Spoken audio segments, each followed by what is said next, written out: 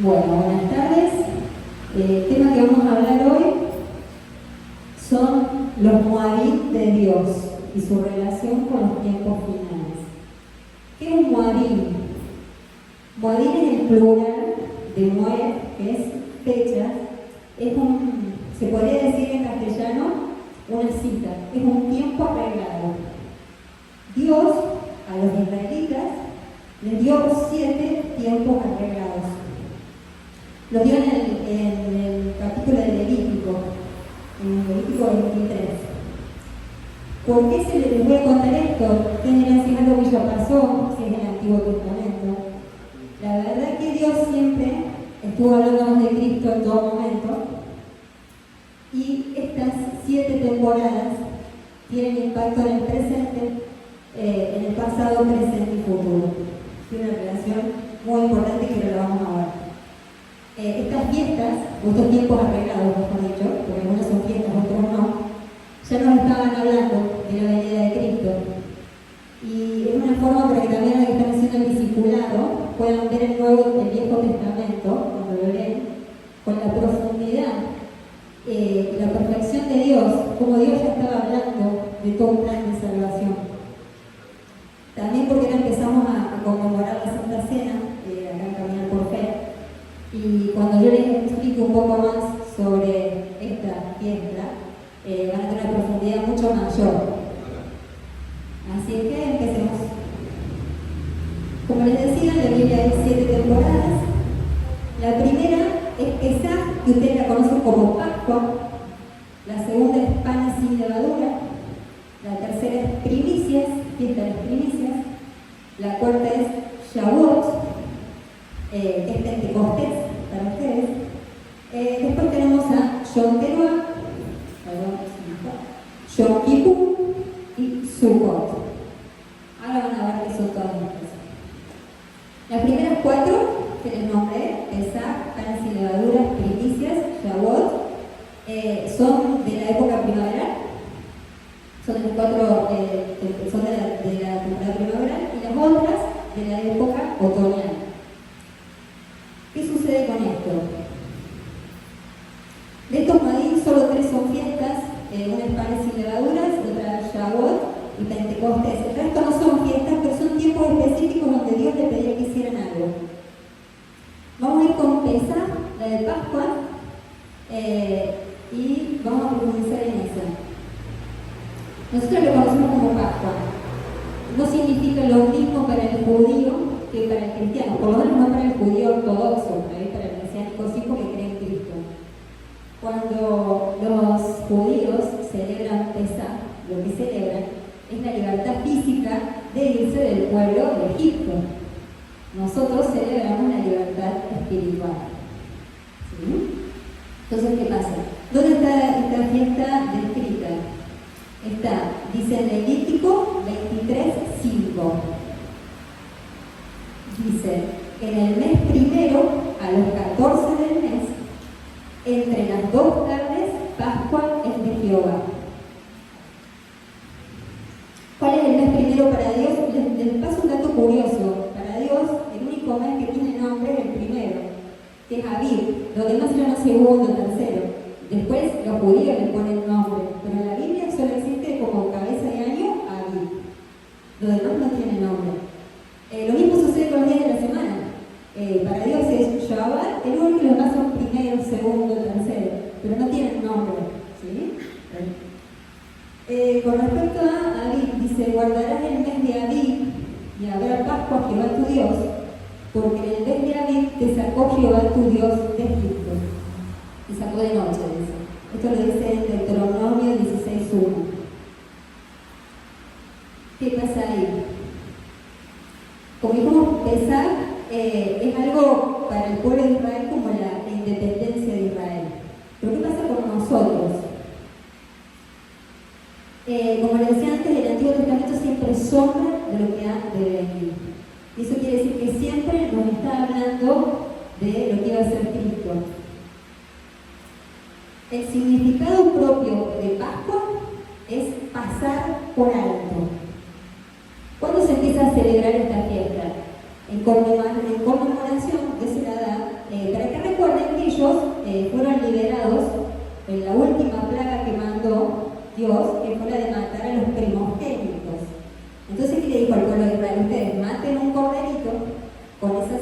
pinten la puerta y cuando venga el ángel de la muerte, a los que tengan sangre en el dintel de la puerta no los va a tocar. Entonces la muerte pasa por alto. Y de ahí la palabra Pascua. ¿Qué estaría representando el Cordero después de todo esto? Bueno, a Cristo. Más adelante es lo que nos está anticipando que iba a venir Cristo a redimir a todos por su sangre. Éxodo 12:13 dice: la sangre os será por señal en las casas donde vosotros estéis, y veréis la sangre, y pasaré de vosotros, y no habrá en vosotros plaga de mortandad cuando hiera la tierra de Egipto. Ahora bien, bueno, como decía, ¿cuándo lo cumplió Jesús a pesar? Lo cumple en la cruz. No sé si ustedes no les llamó la atención, pero todo lo que fue haciendo Cristo, y sobre todo en el final, todo tiene que ver con las fiestas. Lo matan en Pascua, resucita en primicias, todo tiene que ver con las fiestas. Como yo les decía, bueno, Cristo acá lo cumple, con su sangre preciosa pasamos por alto la muerte. Nosotros pasamos por alto la muerte espiritual, no física, ¿no? Esa es la diferencia entre el Antiguo Testamento y el Nuevo Testamento. Nos vamos a Juan, la primera de Juan 1:29.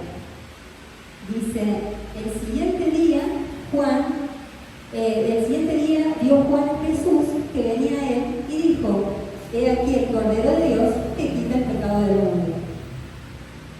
Ahí confirma por qué se sigue conmemorando esa fiesta, esa celebración. Como todos sabemos, Jesús murió en Pesaj, y quiero contarles algo que probablemente muchos no conocen, y que les va a cambiar un poco si quieren ir leyendo o buscando a Lucas, de capítulo 22, ahora no porque se lo digo. Sucede lo siguiente: hay cosas que tienen que ver con el discernimiento y otras que tienen que ver con el conocimiento. Acá hay cosas que nosotros como cristianos, y al no tener por ahí mucha conexión con el pueblo judío, no las terminamos de interpretar porque no sabemos el contexto. ¿Qué pasa acá? El judío celebra con cuatro copas la Pascua. ¿Y por qué lo hace? Lo hace en referencia, yo se los voy a leer, a Éxodo 6:7. Recuerda cuando Dios lo libró de Egipto. Y con este versículo, él representa cuatro copas. Yo se los voy a leer y los vamos a ver juntos. Dice así, Éxodo 6, del 6 al 7.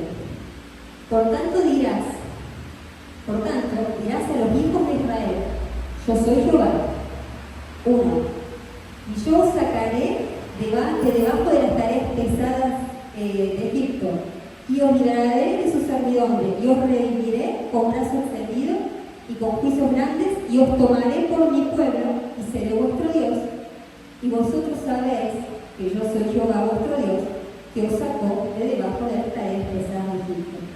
¿Qué pasa? Ellos en este versículo toman una copa por cada una de las cosas que hizo Dios. Entonces, cuando dice, yo sacaré debajo de las tareas pesadas de Egipto, toman la copa de la liberación. Cuando les dice, os libraré de su servidumbre, toman la copa de la santificación, que es sacarlo de las costumbres de Egipto, que habían adquirido muchas costumbres idólatras. Cuando dice, os redimiré con brazo extendido, toman la copa de la redención. Cuando dice, os redimiré y los tomaré por mi pueblo y seré vuestro Dios, todo lo que sigue es la copa de la aceptación, que cuando Dios nos acepta como su pueblo. Entonces, ¿qué pasa? Cuando viene Jesús, esto lo hace, lo cumple a rajatabla. Nosotros no nos dimos cuenta porque no conocíamos, pero miren cómo, se lo voy a leer en Lucas, y lo vamos a ir identificando las copas que él tomó. Vamos a Lucas 22, el 15 al 19, dice: y les dijo Jesús, ¿no? ¿Cuánto he deseado comer con vosotros esta Pascua antes de que padezca? Porque os digo que no la comeré más hasta que se cumpla en el reino de Dios. Y habiendo tomado la copa, presten atención, esa fue la primera copa, que es la de la liberación. Habiendo tomado la copa, dio gracias y dijo: tomad esto y repartirlo entre vosotros, porque os digo que no beberé más del fruto de la vid hasta que el reino de Dios venga. Y tomó del pan y dio gracias, y lo partió y les dio diciendo: este es mi cuerpo, que por vosotros es dado. Haced esto en memoria de mí. Esa es la primera copa de la liberación. Vamos a la segunda, Lucas 22:20. Dice: de igual manera, después que hubo cenado, tomó la copa, diciendo: esta copa es el nuevo pacto en mi sangre, que por vosotros se derrama. Esa es la copa de la santificación. Y ahora viene la copa que ustedes más conocen, porque usa mucho este versículo, en general se usa mucho, que es la de pasa de esta copa. ¿Sí? Dice Lucas 22:42, diciendo: Padre, si quieres, pasa de mí esta copa, pero no se haga mi voluntad, sino la tuya. ¿Saben a qué copa está pasando ahí? A la de la redención. Él quería pasar a cargar con el pecado del mundo. Eso es lo que está diciendo, porque él es una persona santa, tenía que cargar con el pecado de todo el mundo. Y eso implicaba también la separación de su padre, lo que él no conocía.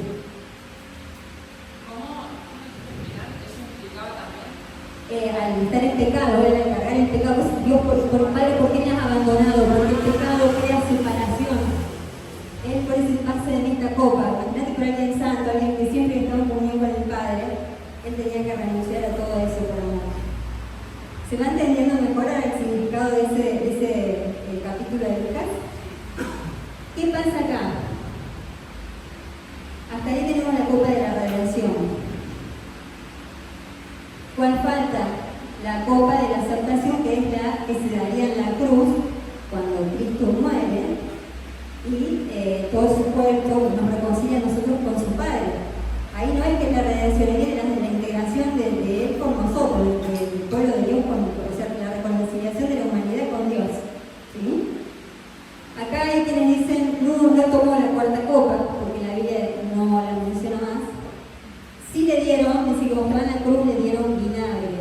Entonces hay gente que lo toma como la copa. Acá hay otra aclaración para hacer. Yo siempre me pregunté, no sé ustedes, pero digo, ¿qué hacía el vinagre ahí? Si realmente, había gente tan mala que sabiendo que alguien bueno iba a morir, le fueron a llevar vinagre en lugar de agua. Lo que se cree en realidad que lo que llevaban era posca, que es una idea que usaban los romanos para refrescar, si era vinagre de vino mezclado con agua. ¿Sí? O sea, no el vinagre en sí, sino vinagre de vino con agua. Era una bebida muy común en esa época para refrescarse. La verdad que la Biblia ahí, la traducción en vinagre, y al parecer no es lo más correcto, pero es lo que encontraron. Entonces, ¿qué pasa?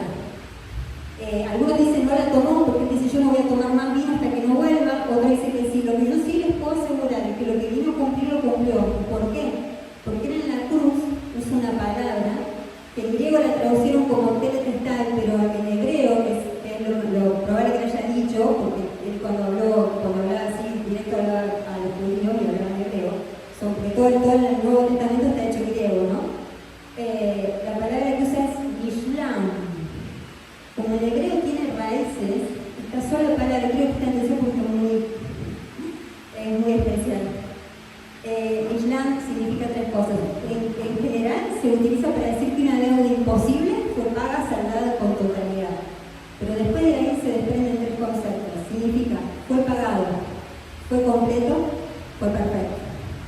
Todo eso sucedió ese día en la cruz. O sea que lo que vino a hacer, todo lo que hizo Jesús acá en la tierra tenía un propósito. ¿Sí? Así que lo que sucede en la cruz, vuelvo a repetir, es la reconciliación de Dios con la humanidad. Hasta acá se entiende, ¿está bien? ¿Así que bien? Vamos a la segunda, el segundo tiempo arreglado de Dios. Somos panes sin levadura. Tamaxot, en hebreo. Perdón si el hebreo no lo pronuncio muy adecuado, pero bueno, ¿cómo me sale? Es el segundo moed de primavera. Está mencionado en Levítico 23, del 6 al 8. Ahí Dios les dice, a los israelitas, les dice que a los 15 días de este mes es la fiesta solemne de los panes sin levadura a Jehová. 7 días comeréis panes sin levadura. El primer día tendréis santa convocación. Cuando la Biblia dice santa convocación, se refiere como un día Shabbat, un día en donde no se hace trabajo físico, se dedica a Dios.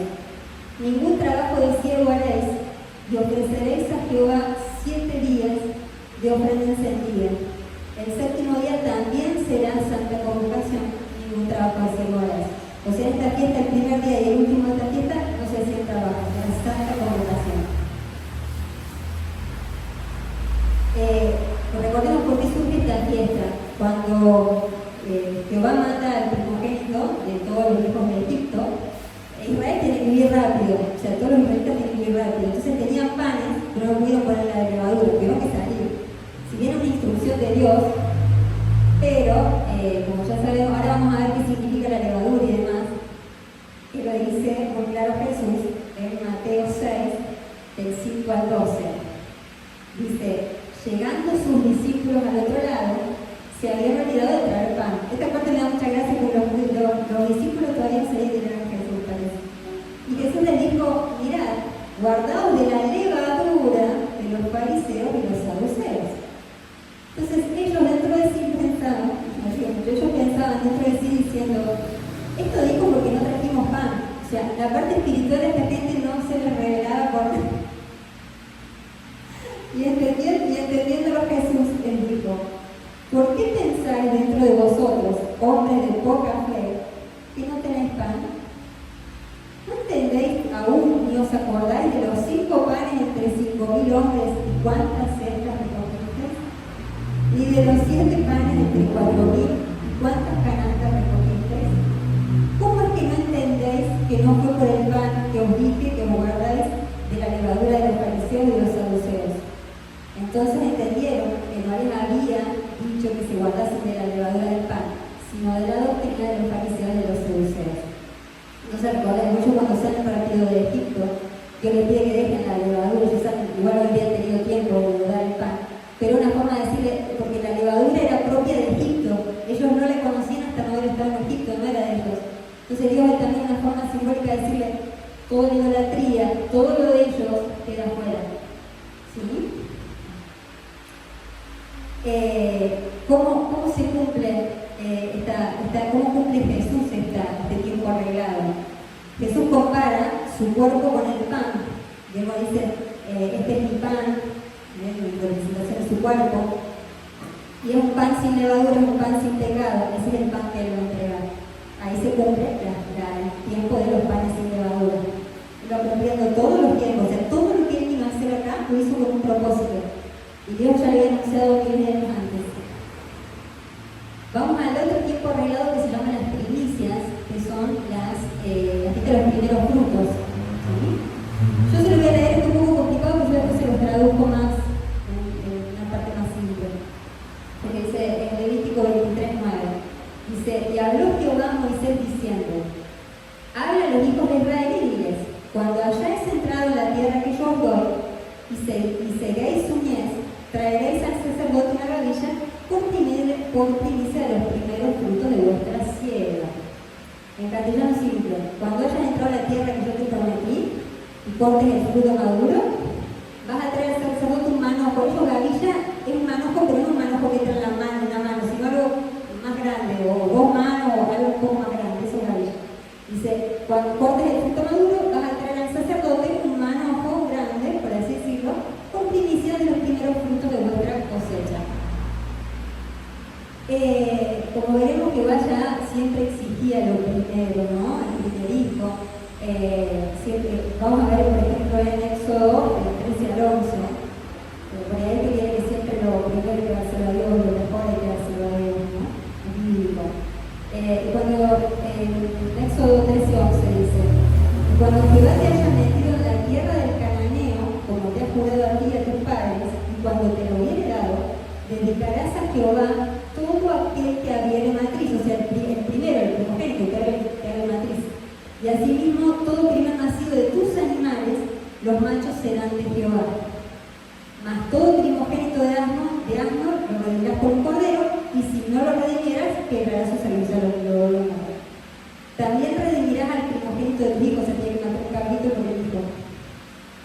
Y cuando mañana tu hijo te pregunte a tu hijo diciendo, ¿qué es esto?, le dirás, Jehová nos sacó con mano fuerte de Egipto, de casa de servidumbre, y endureciéndose Faraón para no dejarnos ir, Jehová hizo morir en la tierra de Egipto a todo primogénito, desde el primogénito humano hasta el primogénito de la bestia. y por esta causa yo sacrifico para Jehová todo primogénito macho y redima el primogénito de mis hijos. Te será puesto una señal sobre tu mano y por un memorial delante de tus ojos, por cuanto Jehová nos sacó de Egipto con mano fuerte. ¿Qué pasa acá? ¿Cómo la cumple Jesús a esta fiesta? Como ustedes sabrán, Jesús no es el primero que resucitó. Él resucitó un montón de personas antes de él. Él después muere y resucita. Pero él sí es el primero de la resurrección espiritual. Es primicia de las cosechas de lo espiritual. ¿Sí? Entonces, ¿qué pasa? Nos vamos a ir a Corintios 15, del 20 al 23, donde Pablo lo explicaba algo, y dice: mas ahora Cristo ha resucitado de los muertos. Escuchen esta palabra: primicias de los que durmieron es hecho. Primicias de los que durmieron es hecho. Por cuanto la muerte entró por un hombre, también por un hombre la resurrección de los muertos. Porque así como en Adán todos mueren, también en Cristo todos serán vivificados. Pero cada uno en su debido orden. Cristo, las primicias. Luego, los que son de Cristo en su venida. ¿Más claro? Imposible. Entonces, repasamos hasta acá los tres primeros tiempos señalados. Pascua está representando la muerte de Jesús. Pan sin levadura representa su entierro. El pan sin pecado, el cuerpo sin pecado. Y primicias representa su resurrección. ¿Sí? La cosecha de toda lo que vendría de la cifra espiritual de almas, ¿no? Y ahora me voy a detener en la última que les voy a contar por hoy, que es Shavuot, el cuarto Moed de Dios. Shavuot significa semana, de la fiesta de la semana, usted lo conoce como Pentecostés. Después de la fiesta de las primicias se cuentan 7 semanas y un día más y surge Pentecostés, el día de Pentecostés. Como ustedes sabrán, cuando Jesús se fue, que les dijo a los discípulos que lo esperaran, que iba a enviar al Consolador. Vieron un tiempo específico de Dios. Les voy a leer lo que dice Levítico 15 y 16, para que veamos lo que es esta fiesta y van a ver todo lo que representa. Levítico 15 al 16 dice: y contaréis desde el día que sigue el día de reposo, desde el día que ofreciste la gavilla de la ofrenda mesías, el día de las primicias, 7 semanas cumplidas serán. Hasta el día siguiente del séptimo día de reposo, contaréis 50 días. Pentecostés en griego significa 50, por eso son 50 días. Entonces ofreceréis el nuevo grano a Jehová. Es decir, 50 días después de los primeros frutos de las fiestas, de las semanas, 50 días después de los primeros frutos del día de la fiesta de las semanas, que es Shavuot o Pentecostés. Ahora bien, ¿qué están representando estas 7 semanas? Esto es muy curioso porque nosotros siempre hablamos de que Dios nos procesa en el desierto y demás. Y yo no sé si tenemos mucha idea de dónde viene todo eso, pero en realidad viene de cuando el pueblo de Israel estaba en el desierto, ¿no? Y hay un momento en que él está, desde el inicio de la fiesta de los primeros frutos hasta el monte Sinaí, pasan 7 semanas. Y ellos van pasando por 7 lugares distintos. Y estos 7 lugares distintos tienen una elección, que es la que nosotros pasamos en los desiertos. Y ahora la vamos a ver. Cada semana representaba algo. Entonces, semana del desierto en Shur, no sé si se pronuncia bien así, pero es SHUR por las dudas. ¿Qué fue? Cuando cruzaron el Mar Rojo, Moisés los lleva hasta el desierto de Shur. Ahí empieza la verdadera libertad, ¿no? Porque el mar traga a los egipcios, ellos realmente están libres. Pero ¿qué connotación espiritual tiene eso? Que la libertad implica nuevos desafíos y una entrega y dependencia total del Creador. Vamos a la segunda semana. Pasan de ese desierto, van al oasis de Mara. ¿Qué pasa en el oasis de Mara? Los judíos estaban en el desierto hacía 3 días que no tenían agua. Entonces en un momento sí llegan a un lugar donde había aguas, pero las aguas eran amargas, no se podían beber. Entonces ora Moisés, le pregunta a Dios qué hacer. Y él le muestra un árbol y dice: tira ese árbol al agua. Y así lo hicieron y el agua se endulzó. Ese árbol, para ustedes siempre el significado espiritual de todo, el significado mesiánico, ese árbol está representando a Cristo. Significa que cuando viene tu vida transforma tu vida de agua amarga a agua dulce.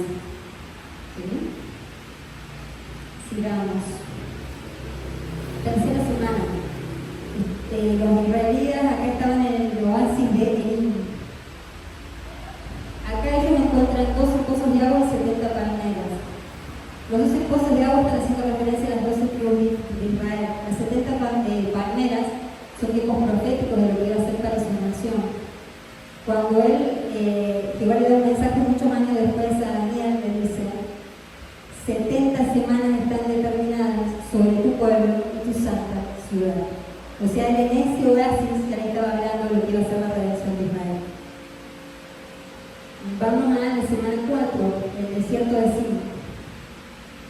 Cuando el pueblo israelí llega a este lugar, comienzan a murmurar, no sé si se acuerdan que empezaron a murmurar contra Moisés y Aarón, porque decían que preferían ser esclavos de Egipto, porque comían mejor que lo que comían acá, que estar acá y morir de, según ellos, morir de hambre, pero bueno, así era. Entonces, ¿qué pasa? Dios estaba enojado con esta actitud, le dice a Moisés que le va a dar de comer carne y también el pan de maná, ¿no? Efectivamente, después cuando aparece una banda de codornices y lo que mata, pueden saciarse de carne. Y más tarde aparece el maná, que todos conocemos. Dice, acá que nos advierte, el proceso, primero, otra vez, el proceso que genera la libertad. La libertad genera comodidad. En principio es así. Y lo segundo, el peligro que tenemos como cristianos, de ceder constantemente a los deseos y a los placeres y los deseos carnales. Porque ellos estuvieron a punto de romper con Dios por tanto reclamarlo. Dios dice que estaba bastante enojado por eso, pero aún así les mandó las codornices. Vamos a la semana 5. Ellos acá empiezan llegan a un lugar que se llama Refidim. Acá acontecen muchas cosas. La primera es que es la primera batalla que ellos enfrentan el pueblo de Israel desde que salió de Egipto para llegar a la tierra prometida. Son los primeros contrincantes que tienen, que son los amalecitas. Bueno, acá también está el enojo de Moisés, porque trepa al pueblo, que pide agua porque no tienen para beber. Moisés le pregunta a Dios qué hacer. Dios le dice que solo señale la roca, que va a haber agua, y viene el enojo porque tanta gente insultándolo, y todo pega contra la roca y eso molesta a Dios, y Dios le dice, Moisés, vos no vas a ver que no contigo. Pero más allá de eso, ellos vencieron a los amalecitas. Entonces, para transmitirle la analogía de lo espiritual, la roca esa estaba representando a Cristo. Cristo es la roca, el agua que sale, Cristo dice yo soy agua viva. ¿Sí? Y la segunda lección espiritual que hay es que la importancia de la fe y de la obediencia para ganar todas las batallas espirituales. Esa sería la quinta semana. Vamos a la semana de Masá y Meribá.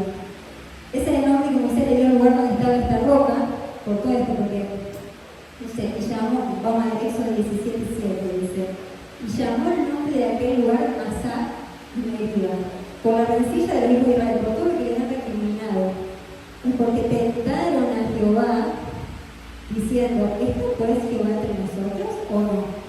Entonces dice, por eso estos nombres, Masá significa tentación, Meribá significa queja. La lección aquí creo que es muy clara, ¿no? El hombre no solo debe de tener pan físico, sino pan espiritual y de tener una sana relación con Dios. Ojo, no tentarás al Señor tu Dios. Ojo, con tentarlo todo el tiempo, recriminar, etc. Éxodo 21 dice, y habló Dios estas palabras diciendo, yo soy Jehová tu Dios, que te saqué de la tierra de Egipto de casa de servidumbre. Ahí qué pasa, en esta semana es cuando Dios les entrega los 10 mandamientos. Algunos dicen la Torah, en realidad, solo la Torah es la ley, pero son solo los 10 mandamientos, no los 5 libros del Pentateuco, que estaban prometidos. Como en la Biblia dice claro que eran solo las tablas escritas. El pueblo se atemoriza de escuchar la voz de Dios. Entonces le dicen a Moisés, mamá, levanta vos, y nos transmitimos, no querían saber nada. Dice, bueno, ahí es cuando nos habla mucho de esta comunión que tenemos, de tratar de estar en santidad para tener esta comunión con Dios. Porque ellos tuvieron miedo, porque sabían que no estaban haciendo las cosas muy bien, pero no valen la voz más cerca y sobre el mundo de poder estar más santo que nosotros. Ahora nos vamos a ver lo que pasó con Jesús, ¿no? Esta fiesta, cómo se cumple cuando Jesús le dice a los discípulos que él se iba, pero que esperaran ahí porque iba a venir el Consolador. Ellos en realidad, los judíos, iban a estar sí o sí en esa fecha, en Pentecostés sí o sí iban a estar ahí porque era una fecha en la que se tenían que trasladar sí o sí al templo, iban a estar. Jesús nunca les dijo cuándo, pero le dijo que esperaran ahí, que no se fueran, que fueran a su casa, o volvieran, o a su pueblo y volvieran. justo el Pentecostés. Ahí se cumple el 4 con la venida de Cristo y se cumple el 4 de mayo, en 4 fechas específicas. Las otras fechas tienen que ver con el futuro y se las voy a contar después, porque relacionan con el Apocalipsis, ¿no? Pero viene una que es la que significa la cabeza de año, que se ve el primero de año, fecha que les dio. La segunda es el día de la expiación, Yom Kippur. Y me está faltando y Sukkot de la fiesta de los tabernaclos. Como le digo, eso se las voy a contar en profundidad, pero ya se tiene que ver con el futuro. Hasta acá son todas que se cumplieron con Cristo.